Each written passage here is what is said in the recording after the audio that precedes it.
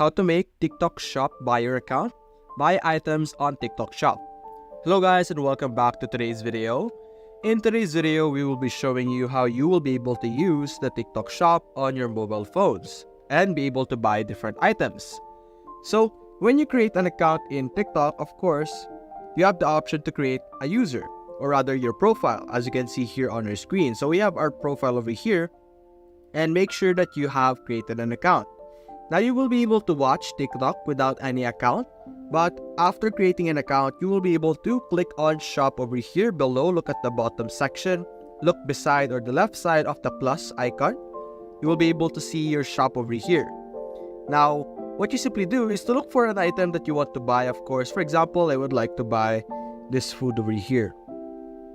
So all you need to do is to click on buy now. Select the food that you want to buy, of course. Click on buy now.